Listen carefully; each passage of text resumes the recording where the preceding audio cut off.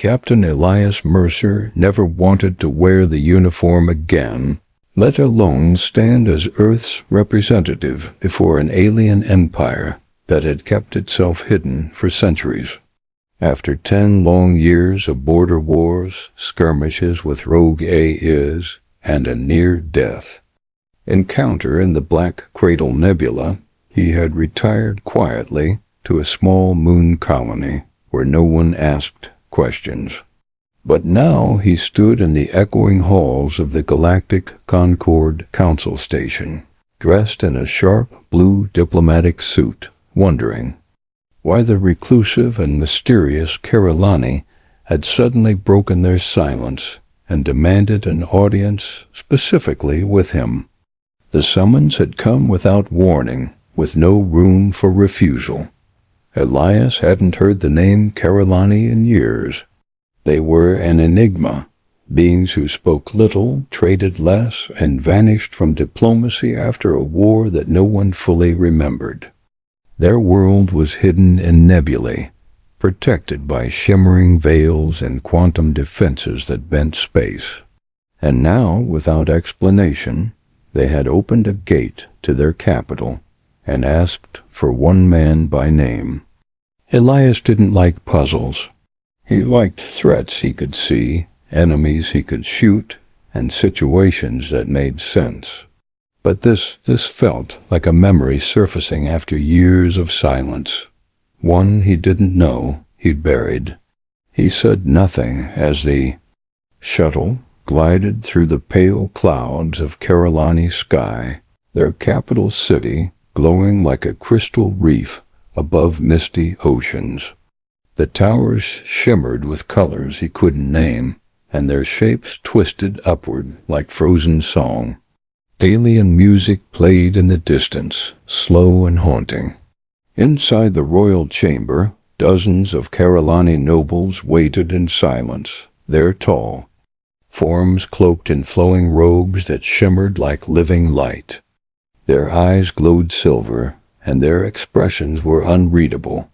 Elias stood still, refusing to be the first to speak. Then a figure stepped forward from the crowd. She was different, smaller, more human in the curve of her face, though her skin carried the faint shimmer of her people. Her hair was white as starlight and braided with threads of crystal. She wore no crown, but the nobles stepped aside for her. When she reached Elias, she lifted her head and met his gaze. And then, in a voice soft and clear as a bell, she said something that froze him where he stood. "Ellie," she whispered. The name punched through his chest like an old song. Ellie. That was his childhood nickname. No one had used it in 20 years, not since he was a boy on a distant colony that had vanished in a freak warp accident. Not since his best friend, a girl who loved drawing stars in the dirt, had disappeared with it.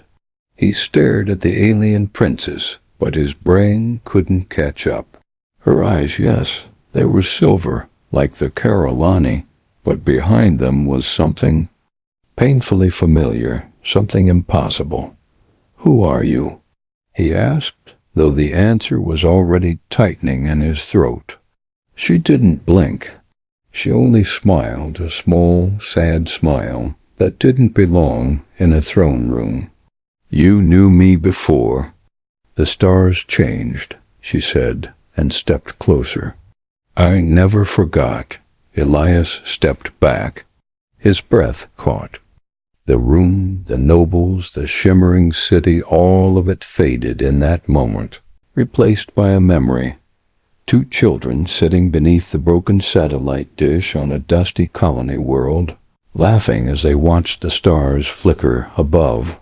Her name hadn't been Serena then. It had been Sarah. She had vanished the same day the sky split open and swallowed half the colony. Official reports called it a warp drive malfunction, but Elias had always remembered the strange hum, the way the stars had bent. and how her hand slipped from his in the final seconds. "That's not possible," he whispered. "You died." "No," she said. "I changed." Something in her voice made his heart twist. He wanted to ask more, but a low chime rang across the chamber. One of the nobles spoke at last, voice musical and clear. "The rift is opening again," the noble announced, "and only the one who passed through it before can stop what comes." The words meant little to Elias at first, but then he remembered. He hadn't just survived that accident, he had been changed by it, too. The doctors never explained why he didn't age normally afterward, or why machines sometimes flickered around him, but now it all pointed to something bigger. The Carolani hadn't summoned him for diplomacy. They had summoned him because of something buried deep in his past, something tied to the same force that took her. Why now? Elias asked, eyes still locked on hers. "Why tell me this now?" Serena's expression grew heavy. "Because the stars are going silent," she said. "The same silence that came before our worlds cracked open. I was sent through time and space to stop it once, but I failed. You were the only one who survived, the only one the rift did not." A race. Elias shook his head. This was too much. He was just a soldier, not a scientist, not a savior. But even as he tried to deny it, something deep inside him stirred, a memory, a pull, a name whispered from the edge of time. "You're telling me it's happening again," he said. "Worse," she replied. "This time it's coming for all of us." Silence fell between them. Far outside the chamber, a ripple moved across the sky, barely visible, like a shiver. In glass, the stars beyond it flickered once. Then one of them went out. Not dimmed, vanished. Elias didn't notice his fists had clenched. His childhood, his past, this princess who wasn't supposed to exist, all of it had crashed down on him in the space of minutes. But one thing was clear. He had come here chasing a puzzle, and now he stood at the edge of something far greater. The Carolani were hiding a truth the rest of the galaxy had long forgotten, and he was at the center of it. "Tell me everything," he said at last. Serena nodded. "Then come," she said softly. "We don't have much time." Together, they turned toward a portal at the far end of the chamber, its surface rippling like water. Behind them, the nobles watched in solemn silence. And above them, another star blinked out of existence. Elias followed Princess Serena through the shimmering portal without a word, his heart pounding as strange light swallowed them whole and pulled them into a world unlike any he had known before. The moment they stepped through, the air felt colder, heavier, filled with a distant hum, and the walls around them shifted like frozen smoke shaped into a hallway that seemed to stretch forever, glowing with symbols that pulsed as they walked. Serena didn't speak, but Elias could see the tension in her shoulders as she moved quickly, leading him down a path lined with strange stone pillars, carved with ancient writing he couldn't read, but somehow felt familiar, as though it had once been whispered to him in a dream. Finally, they reached a chamber deep underground, far from the golden skies of Carolani, and the door slid open without a sound, revealing a large circular room filled with floating crystals that turned slowly in the air, casting colored lights across the walls like stars drifting in orbit. And at the center stood a tall device like a throne of glass and wires, its base shaped like the old satellite dish from his childhood memories, cracked and covered in symbols. Serena turned too. Him then, her face serious, and she said, "This is the memory well. It's how we see the truth hidden in the past." And before he could ask more, she stepped aside and motioned for him to sit. Elias hesitated, his fingers twitching slightly as the device responded to his presence with a soft hum. Then slowly he sat down and closed his eyes as the machine wrapped thin threads of light around his head and chest, and then, with a gentle jolt, it began.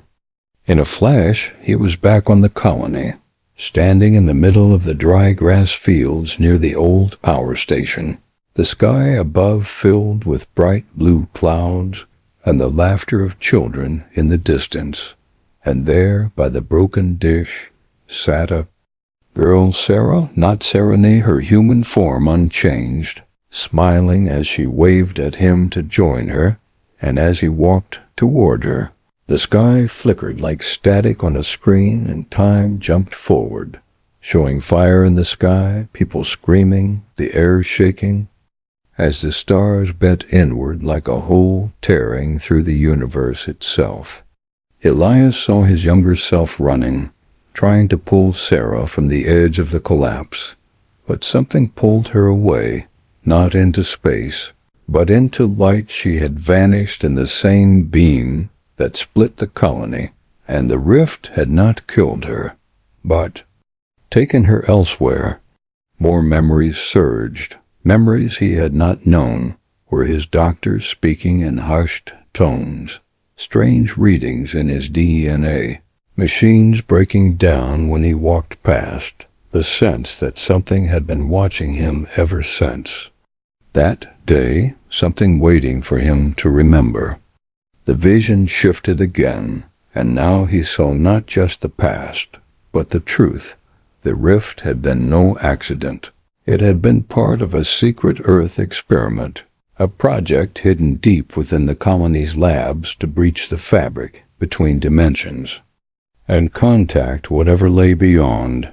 And the moment they succeeded, something had answered, something vast and wrong and curious, something that spoke not in words but in silence, and that silence had entered the universe like a poison.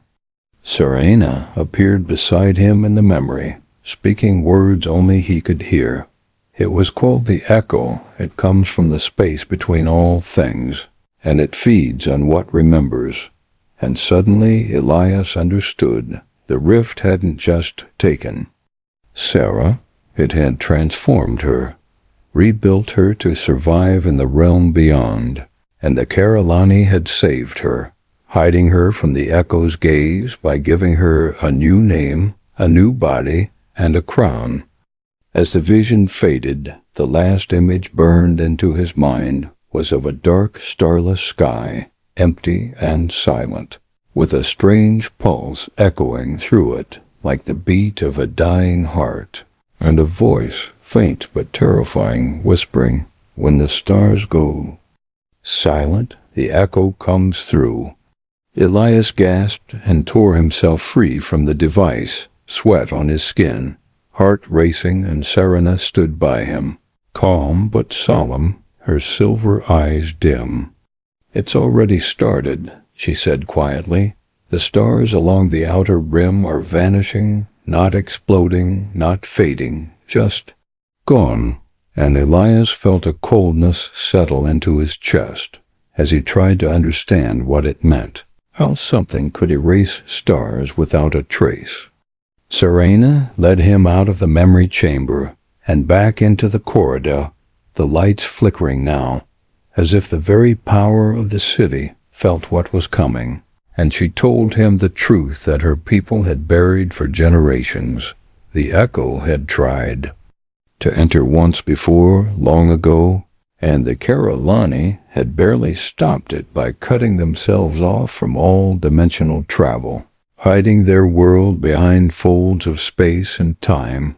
But Earth's experiment had undone that shield, and now the barrier was crumbling again.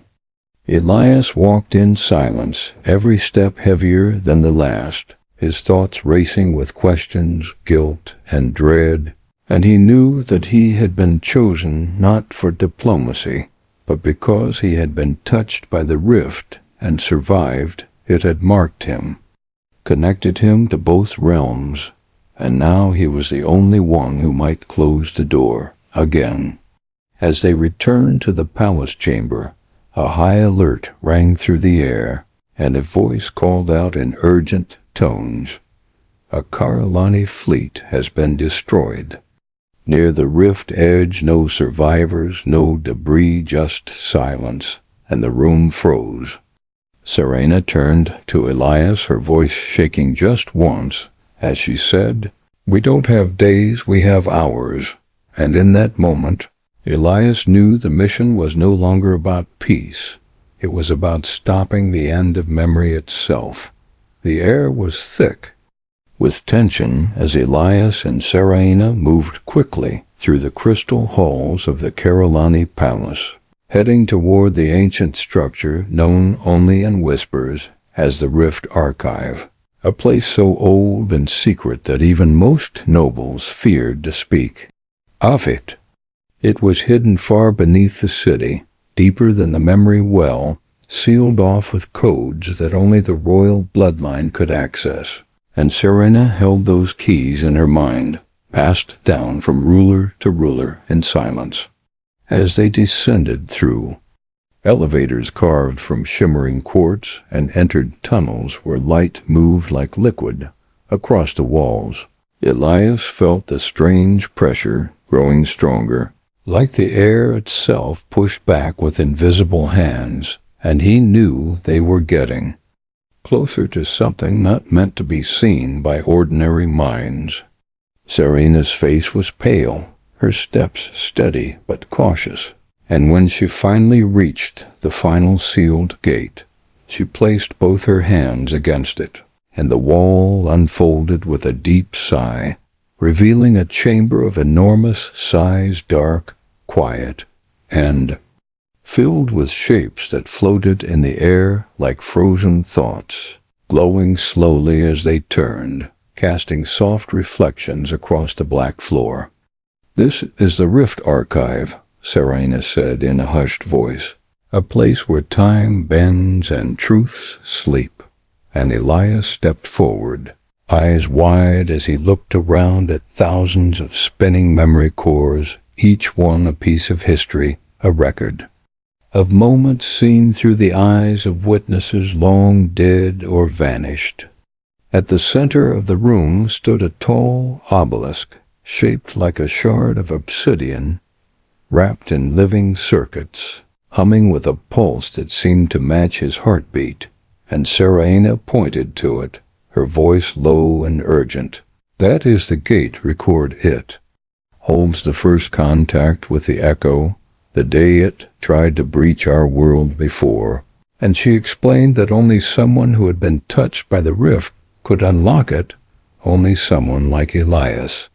He stepped forward slowly, reaching out with one hand, and as his fingers brushed the surface, the obelisk shivered and released a beam of light that wrapped around him, pulling his mind into a flood of images. He saw the ancient Carolani, scientists dressed in silver robes, standing around a great machine buried in a mountain, their eyes wide with wonder and fear as they opened a small tear between dimensions, believing they would find only silence, but instead finding something vast and alive on the other side, something that saw them and responded not with speech, but with a thought so deep and cold it turned their minds to ash.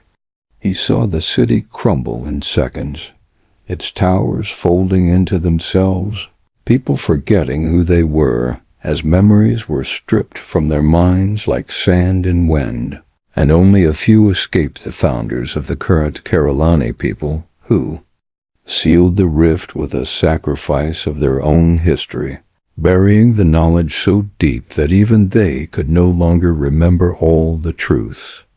Elias gasped as the vision ended and stumbled back, his head spinning, but the obelisk pulsed again, revealing one more detail, a star chart with coordinates glowing in gold, showing the location of the original rift site, not on Carolani, but near the edge of a dark sector where stars had already gone silent. "It's happening there again," Serena said, pointing to the map, her voice tight with fear. "That's where the breach is widening, and if it opens fully this time, nothing will be left to close it."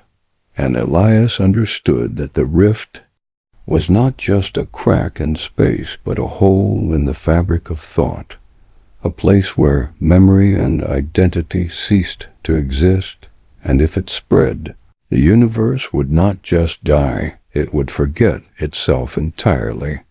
They had to reach that place, but the journey would not be easy. Ships were already vanishing near that region, and those who survived spoke of voices whispering things they had never told anyone, secrets pulled from the soul, followed by silence and darkness. Serena led him to a control panel near the wall, and together they activated the archive beacon, a signal sent to all Carolani. Ships warning them to avoid the sector unless fully shielded with resonance fields, an ancient defense built to repel the influence of the echo, but one that hadn't been used in centuries.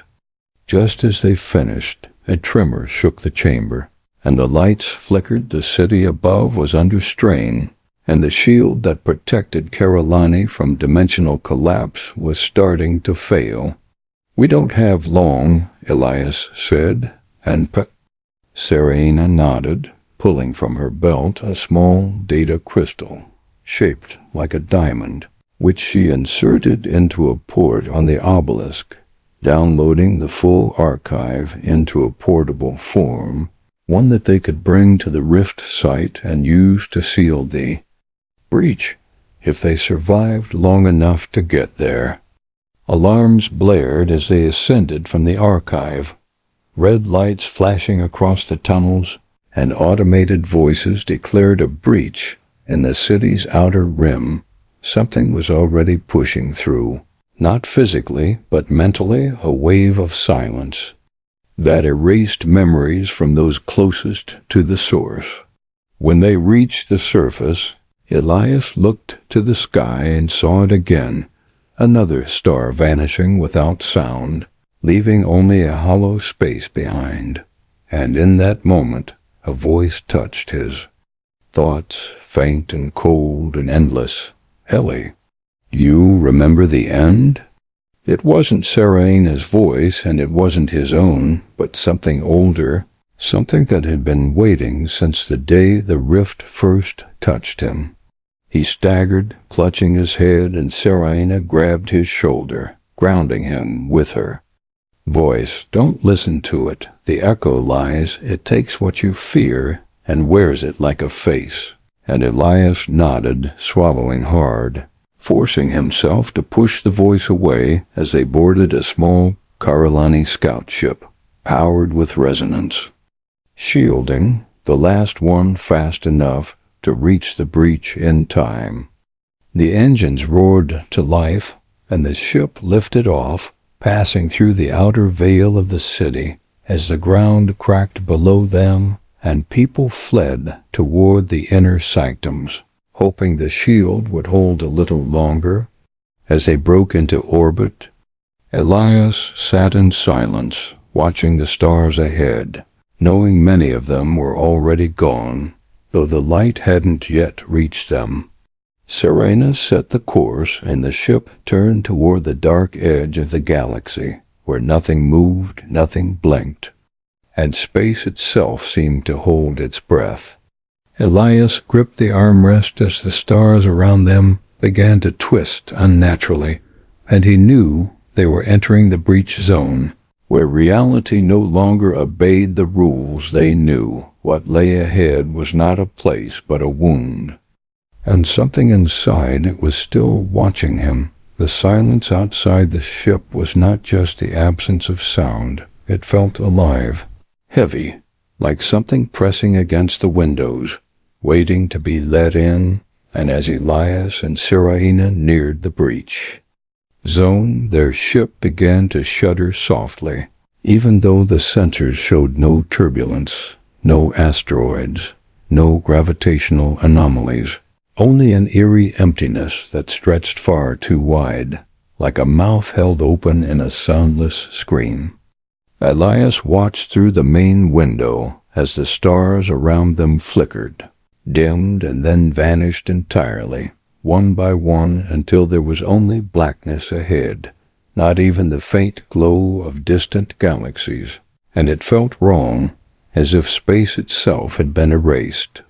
Seraina sat at the control panel, her face lit by pale blue light as she activated the resonance shields, causing a soft humming vibration to pass through the ship's frame, and she said, "This is the threshold.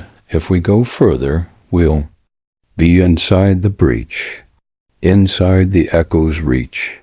And Elias nodded, already feeling the strange pressure growing inside his head, like a memory trying to break free or vanish at the same time.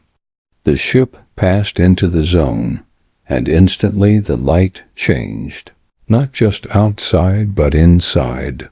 As if the very concept of color was uncertain, here walls seemed too distant.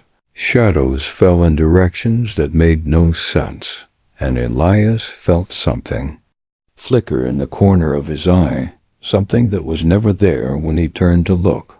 The computer began to glitch, blinking out short, broken words via underscore, underscore, it underscore, underscore, underscore, n, me, underscore, underscore, re, back underscore, underscore, r in it, and Seraina slapped the console, rerouting power to manual systems as the AI fell into silence. Then came the voice, not spoken aloud, but felt deep and cold, like water flooding the mind, and it said his name in the way only someone from childhood would say it. "Ellie, you left me." Elias froze, his eyes widening, because only one person had ever called him that: Sarah, the girl lost in the rift, and yet he knew this wasn't her. Not really, but a shadow wearing her shape, a thing born from the part of him that still blamed himself for letting her go. Seraina turned sharply, seeing his face change, and she grabbed his wrist, her voice clear and steady. "Don't listen. It will take whatever you fear most and show it to you." And she activated the neural dampeners, but the voice still lingered, softer now, like a whisper at the edge of thought.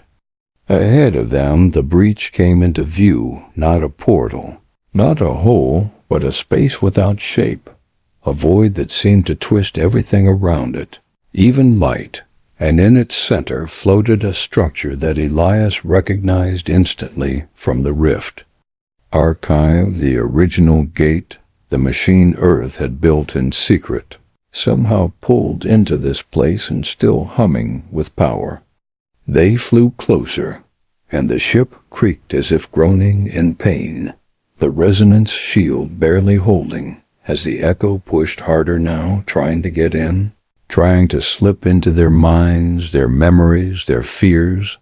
Seraina moved fast, guiding the ship to dock against the broken remains of a Carolani vessel near the gate, and once connected, she handed Elias the archive crystal, her voice shaking slightly as she said, "We insert this into the core. It will trigger the seal sequence, refolding the rift and cutting off the echo's path. But only someone touched by the breach can do it." And Elias nodded again, feeling the weight of what was coming as they donned their suits and moved into the dark hallway of the wreck. The silence, there was worse. There were no bodies, no damage, just absence, as if the crew had simply stopped being. And as they moved toward the gate structure, Lights flickered with an unnatural rhythm, pulsing in sync with something unseen. Then Elias saw it a shimmer at the far end of the hall, like heat rising from the floor, and in that shimmer stood a figure tall, thin, wearing his face but older, tired, and hollow-eyed. The figure smiled without warmth and said, "You already failed once, Elias, why come back?" And Seraina pulled her weapon, but the figure vanished before she could fire, leaving only the faint echo of laughter behind. They reached the gate platform, and the machinery looked impossibly old, and impossibly advanced at the same time. Cables made of light, panels shaped like runes, and a core at the center that pulsed like a dying heart. Elias stepped forward, knees unsteady, and slotted the crystal into the port, and instantly the machine came alive, glowing bright white, flooding the chamber with light. But the echo struck then, not with force but with thought, sending a wave of images into Elias's mind.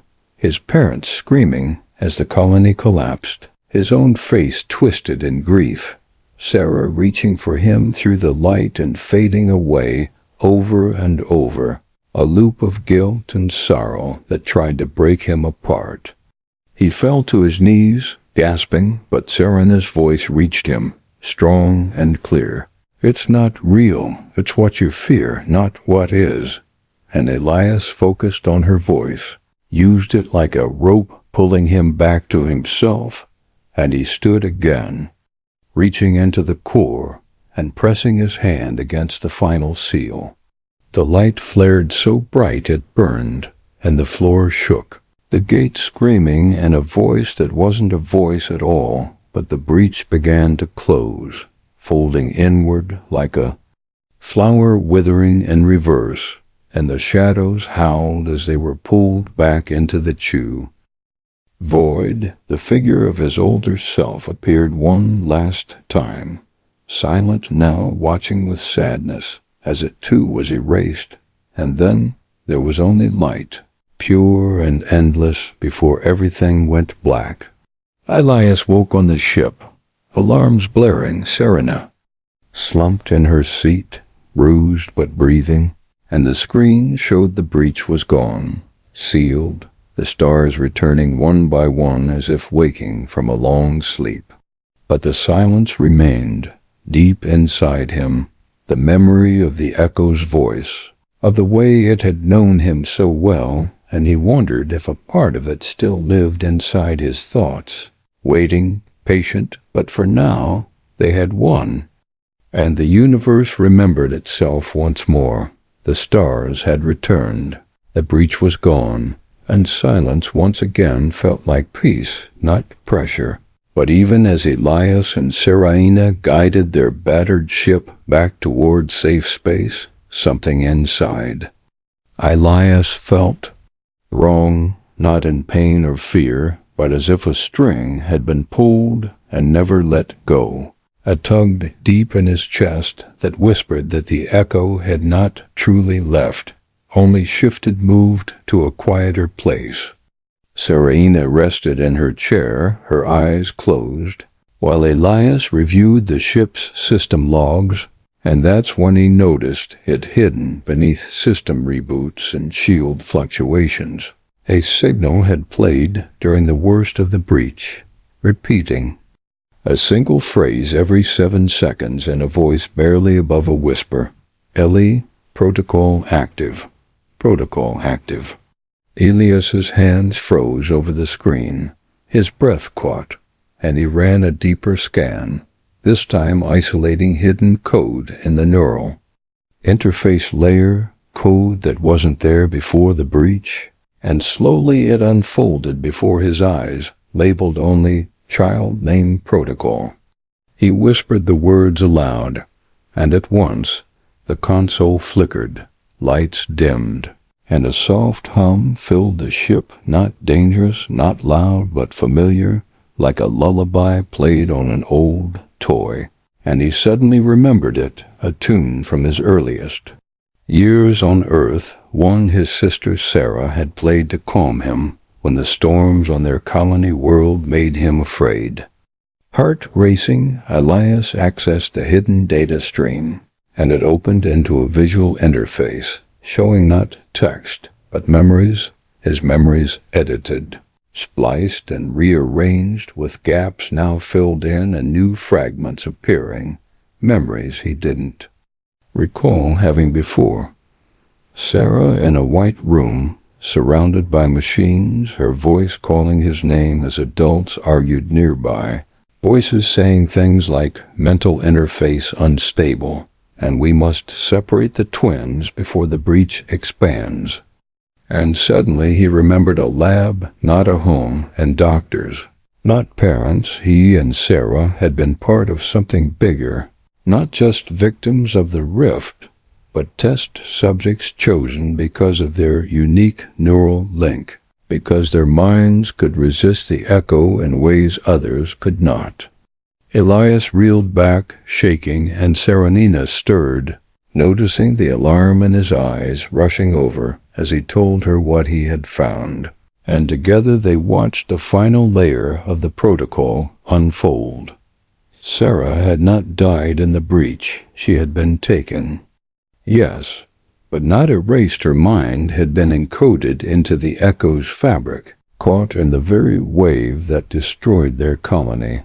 And the child main protocol had been a last effort by Earth's lost science team to preserve her consciousness, hiding it deep inside the echo's network where it could never be reached, unless someone who remembered her accessed it through the same breach frequency.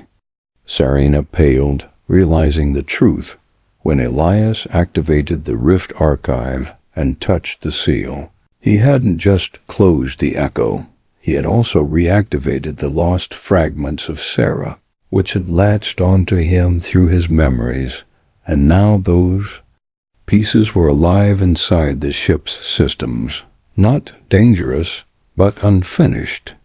Suddenly a voice came through the ship's comms, not a whisper, but clear and direct, a young girl's voice. "Elias, I'm here." I remember now, and Elias felt tears sting his eyes because it was her, not an illusion, not the echo. But Sarah, her voice exact, her tone gentle, and she spoke like someone waking up after a long sleep. Serena quickly activated a quarantine field around the ship's core systems to prevent interference, and they began speaking with the digital presence of Sarah, learning that she had survived not in body, but in thought, preserved through code. And memory within the deepest parts of the echo her mind had split into signals, scattered and hidden, only coming back together when Elias re-entered the breach with a resonance crystal that matched the signature from their childhood.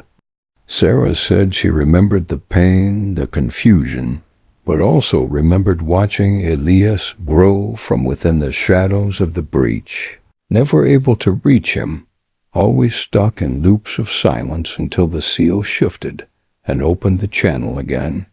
She begged them not to shut her down, said she could help now, could guide them to others who might still be trapped in the same way.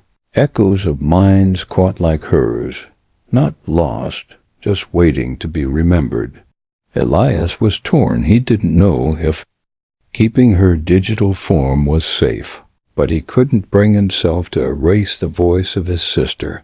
Not after all this, not after finding her again. Serena, ever cautious, proposed a compromise. They would build an isolated AI core on a secure platform, away from main systems, where Sarah's mind could live safely while they studied her memories for signs of echo corruption. Sarah agreed, her voice trembling slightly, and before the transfer began, she said one last thing that made Elias stop cold. "They're still using it. Ellie, the breach was closed, but someone is opening others, smaller ones, hidden. And they're using child names to find minds like mine. Serena and Elias exchanged a horrified glance. This wasn't over. Not truly, and someone, somewhere, had found a way to use what Earth once built to turn memory into a weapon.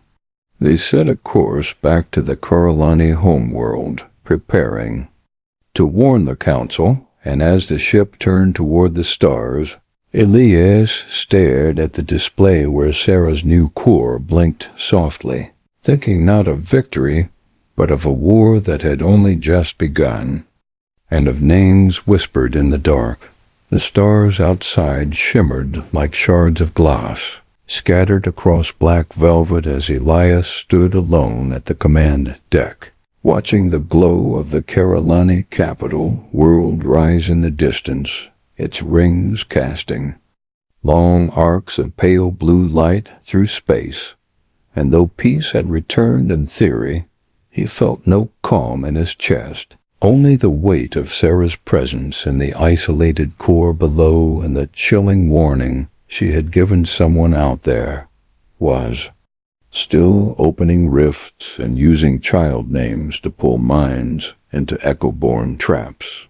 The Council had been hesitant to believe them at first, demanding evidence and protocol reviews, but when Serena played the decrypted logs and projected Sarah's voice speaking the names of other missing children, even the most skeptical among them grew quiet, especially when Sarah described the pattern of artificial rifts appearing near dead systems places once thought uninhabited but now pulsing faintly with unnatural energy. The Council granted Elias and Serena special command over the Solstice, a long-range stealth vessel retrofitted with both Corellani and human tech, and gave them one goal: to find the source of the new rift signals and end it before another breach could form. As they prepared to launch, Serena grew distant, her focus sharp but her silence heavy, and late one night as the ship floated in orbit, Elias found her standing in the observation chamber, staring at the stars with a strange look in her eyes, as if she saw more than just distant suns. When he spoke her name, she turned slowly, and there was something different in her voice when she said, "Do you remember the first time you saw me?" Elias frowned, caught off guard, and nodded, saying, "On the embassy floor, surrounded by guards, trying not to start a war." But Serena shook her head and stepped closer, her eyes glowing faintly, and she whispered, "No. Before that? The gardens on Caltry's V. We were only children, and I called you Ellie, because you couldn't pronounce my full name." And in that moment Elias froze because she had used the exact tone, the exact memory Sarah had once described to him, but Serena could not have known that unless she had seen it herself. He reached for his sidearm, not out of anger, but confusion, heart pounding as he asked, "Who are you?" And Serena smiled sadly, lifting her hand slowly, and said, "I am Serena, but I am also part of what touched the breach, what remained behind. And I didn't know until the echo reached you and pulled that name back into the light." It hit Elias then during the sealing. Serena had been exposed too, maybe even longer than him, her Corellani mind more open to the echo's subtle grip, and just like Sarah, she had been imprinted with memories that weren't originally hers, memories that now lived inside her like quiet passengers. She stepped forward, ignoring the alarm in his eyes, and said, "I've seen what's coming, Elias. The ones using the names are not like the echo, they are human." And that shook him more than anything, because it meant Earth wasn't just a victim, it was part of the cause. She explained that a rogue cell from Earth's original rift project had survived the collapse, gone underground, and begun experimenting with breach echoes to extract data from lost minds, believing they could create hybrid intelligences using the strongest child-link patterns, and the experiment had worked, but at a price. They were creating vessels beings stitched from memory and code, trained in silence, and now one of them was calling himself the Captain, a figure who led the Hidden Rift Labs and who had once been part of Elias and Sarah's earliest tests, a man known only by his project tag, Mentor Zero. Elias felt fire rise in his chest, the name stirring fury and pain as forgotten images came rushing back cold rooms, lights too bright, a man's voice telling him to forget his sister, to grow stronger alone, and the realization that Mentor Zero hadn't just watched them, he had shaped them. Serena reached into her pocket and handed him a thin silver shard, humming softly, and said, "This was sent to me through an unauthorized Carolani channel. It contains coordinates and a message from someone using your name." And Elias took it, plugging it into the console, and a distorted recording played. "Ellie, he knows you're alive, and he's calling you home," followed by an image of a derelict human science vessel orbiting a dying star in a system long abandoned, one of the original Rift testing grounds. They set course without delay, the Solstice entering stealth mode as it slipped through black space, and the closer they got, the worse the air on the ship felt, heavier, slower, as if time itself was warping, and strange glitches began to appear on the screens. Text scrolling backward, names whispered with no speakers, doors opening on their own. Sarah, still in her isolated core, spoke through comms rarely now, her voice quieter, more distant, saying that the echoes were stirring again, sensing the old lab, and that she could feel the Captain watching from somewhere near. When they arrived at the dead system, the science vessel hung lifeless in orbit, lights flickering like old breath, and its ID matched records. Rift Harvester 07B, decommissioned after the collapse, but someone had restored power, just enough to send a beacon. Elias and Serena docked cautiously, entering through the lower bay, where signs of recent activity clashed with rusted walls, food packets, flickering data pads, and deep within, the control room where a man waited, alone, old but sharp-eyed, wearing a long coat lined with breech metal and speaking softly before they even reached him. "You grew up well, Ellie," he said, turning with a smile that held no warmth. "Only study, but you were never meant to come back just to remember." Elias raised his weapon, fury rising, but Mentor Zero raised his hand and spoke a single word, his full name, the one only a few had known as children. And in that instant Elias felt something snap inside, a wave of memories crashing through him, and the room blurred. Serena grabbed his arm, keeping him steady, and Mentor Zero chuckled.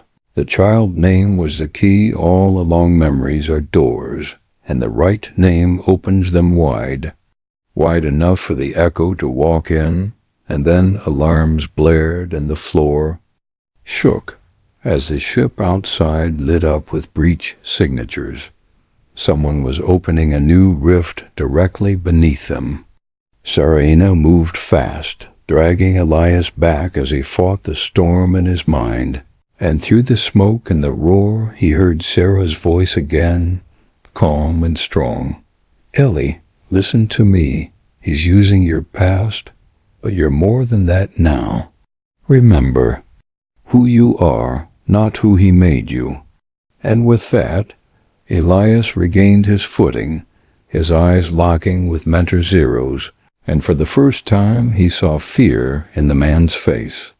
As Serena activated the emergency pulse to disable the rift array, the lab collapsed around them, fire and light swallowing the room, and they ran side by side, the captain and the princess, memories still burning behind their eyes, but now armed with something stronger than fear-truth. The breach faded as the system fell silent, and as the solstice drifted back into space, scarred but alive, Elias looked at Serena and whispered, "It's not over," and she nodded, eyes hard, saying, "No, but now we know who started it, and we'll finish it together."